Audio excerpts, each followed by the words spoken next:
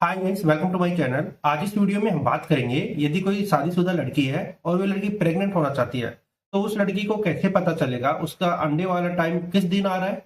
यदि लड़की के प्राइवेट पार्ट के अंदर एक व्हाइट रंग का लिक्विड निकलता है, चिपचिपा लिक्विड निकलता है, तो लड़की को कैसे पता चलेगा उसका जो ओव्यूलेशन टाइम है ये उसी दिन आ रहा है या नेक्स्ट डे आ रहा है।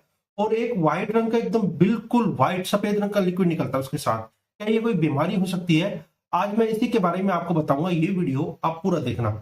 सबसे पहले हम बात करेंगे जो लड़कियों की साइकिल्स होती है ना, पीरियड होते हैं, ये होते हैं 28 डे के होते हैं। अब इस 28 डे के अंदर तीन चार प्रक्रिया होती है जो 1 से 8 या 7 दिन तक होते हैं ना। इसमें एक तो क्या होता है कि लड़की के प्राइवेट पार्ट के अंदर जो ब्लीडिंग होती है नॉर्मल कंडीशन होती है, ये सबको होती है। ये होती है फोलिकुलर फेज। इसमें क्या होता है कि अंडा धीरे धीरे बनना स्टार्ट हो जाता है। अब जो 12 से 16 के या 17 के दिन के बीच के वाला टाइम होता है ना, ये होता है अंडे वाला टाइम। अब इसमें जो लिक्विड निकलता है ना, एकदम पानी की तरह निकलता है, चिकना एकदम, ना व्हाइट होता ना बिल्कुल पानी की तरह होता, मतलब एकदम जैसे चाशनी होती है ना। जैसे आपने कभी लिक्विड देखा है किसी लड़की का ओव्यूलेशन वाला टाइम चल रहा है और उससे पता होना चाहिए कि एकदम बिल्कुल पानी से निकलता है, उसकी मैं इमेज दिखाऊंगा आपको आगे। ये होता है ओव्यूलेशन वाला टाइम। इसके अंदर यदि वो लड़की अपने पार्टनर से मीटअप करती है तो लड़की प्रेग्नेंट हो सकती है 100%। और जो ल्यूटियल फेज होता है ना, ये होता है 20 से 28 दिन।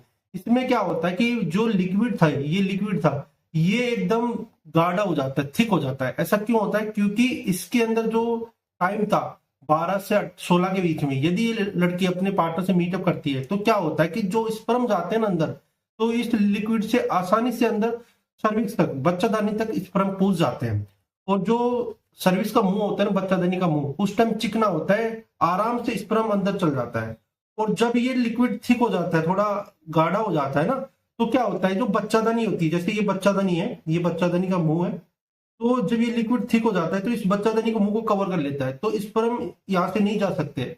और जब ये लिक्विड एकदम पतला होता है तो क्या होता है कि पूरा लिक्विड फैला होता है बच्चादानी के मुंह पर और स्पर्म इसके अंदर आसानी चल चल जाता है। तो इसलिए जो ये टाइम होता है ना, बहुत इंपॉर्टेंट होता है। अब हम बात करेंगे आपको कैसे पता चलेगा कि आपका अंडे वाला टाइम चल रहा है।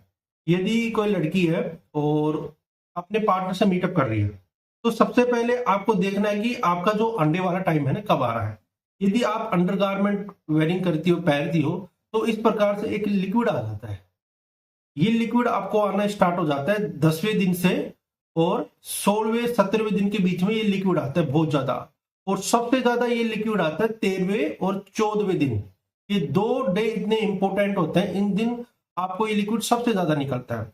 अब कुछ लड़कियों को सवाल होगा कि जो ये लिक्विड निकलता है ये नॉर्मल है या अबनॉर्मल है। जैसे इस प्रकार से ये लिक्विड निकलता है, आपको मैं इमेज दिखाता हूं। इस प्रकार से यदि आपको ये लिक्विड निकलता है ना, जैसे आपको इमेज आ रही है, यदि इस प्रकार से ही लिक्विड निकल रहा है, आपको इमेज के अंदर दिखाई दे रहा होगा इस प्रकार से, तो ये एक नॉर्मल कंडीशन है।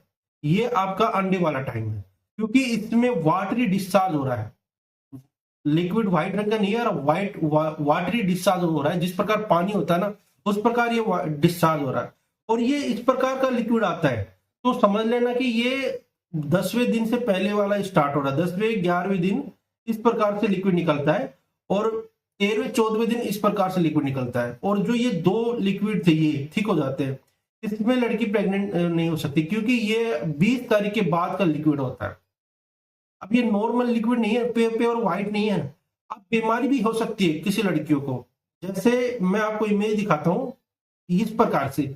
यदि इस प्रकार से व्हाइट रंग का, एकदम बिल्कुल व्हाइट रंग का और थिक डिस्चार्ज एनी टाइम हो रहा है, इसे हम बोलते हैं कैंडिडा।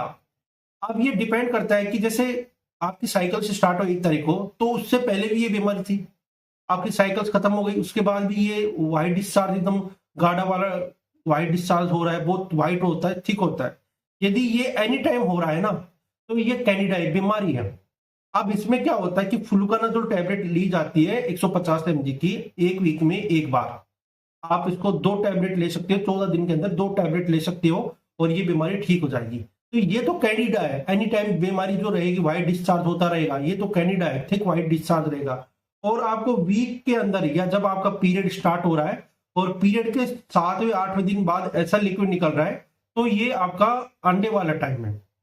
तो इस प्रकार आप आसानी से पहचान सकते हो कि आपका अंडे वाला टाइम कब आने वाला है, जो ऑवरी वाला टाइम है जिसमें लड़कियां प्रेग्नेंट हो सकती है। और कुछ मैं आपको सिम्टम्स बता दूं, जैसे आपका जो अंडे वाला टाइम स्टार्ट होता है ना, जिससे पहले आपकी बॉडी का टेम्परेचर एक तो बढ़ना स्टार्ट हो जाता है। जैसे 10वें दिन अंडे वाला टाइम हो रहा है, आपको स्टार्ट हो रहा है 10वें 11वें दिन, तो आपको 10 तारीख 9 तारीख को आपका बॉडी का टेम्परेचर धीरे धीरे पीक पे आना स्टार्ट हो जाएगा। जैसे लगेगा कि आपको बुखार हो रहा है। उसके साथ लड़कियों को क्या होता है कि पेन होना स्टार्ट हो जाता है।